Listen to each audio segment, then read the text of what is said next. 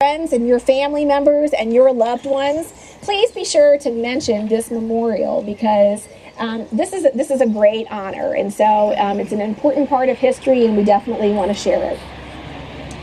So as we know, when Shenandoah National Park was created, there were families that were forced to leave their land. Some went willingly, others went but not so willingly. And so what we have found today in the park, remnants of home sites.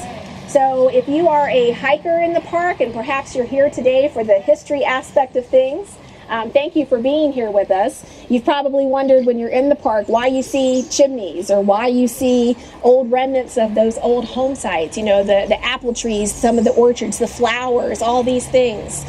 And it's because families used to live there. That's why. And so when you see the memorial in the shape of a chimney, the significance of that is after people left their homes, oftentimes the homes were burned down and the only thing that remained was the stone chimney. So that is why this stone chimney is such a symbol, because it shows that, you know, our spirits persevere. And how we came to have this location, it's a couple of different factors that came into play there.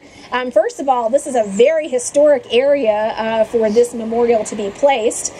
There is a log cabin today, it's just down there. Some of you can probably see it. It's a residence today. At one point, it was called the Pullin Post Office way back in the day, because there were so many Pullins that lived in this area. How many Pullins do we have here today? Raise your hands. The ways of the world. All right. They lived, you know, in very squalor means. And while some people did live more simply than others, you know, there were people who, you know, towards the end of the residency up here, you know, they had electricity and so on.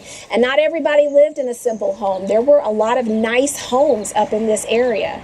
So it's important to keep those things in mind. And when you look at the photos, what we've tried to do is show you, as opposed to necessarily the propaganda that was out at that time, really what life was like. So you'll see a picture of a family standing in front of a two-story nice house. You'll see a picture of children going to school. Okay, there were a lot of schools up here. These kids were definitely, to some degree, getting educated. Then you'll also see a picture of a gentleman, you know, in a horse and buggy, and that was still a very popular means of transportation at the time. And then finally, the picture that you're going to look at and maybe be like, what is that? It's actually a picture of this area when the CCC was here and working on building the park. So those are why we chose the photos that we did, and we did.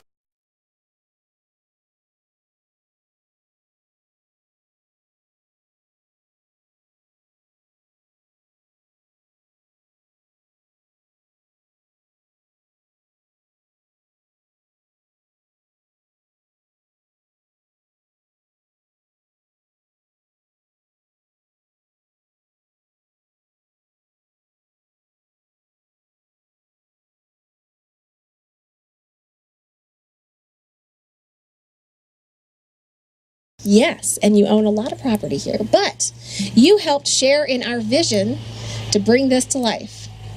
So when Bill came to you and started talking about this, what was your initial reaction?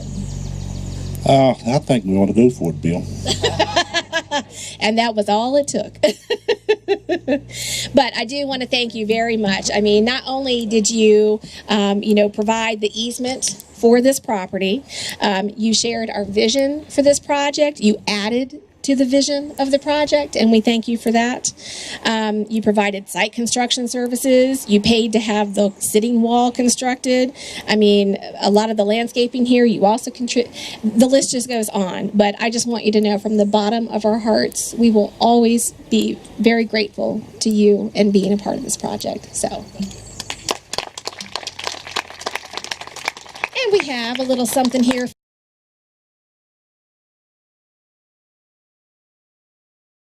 This guy, Bill Fletcher.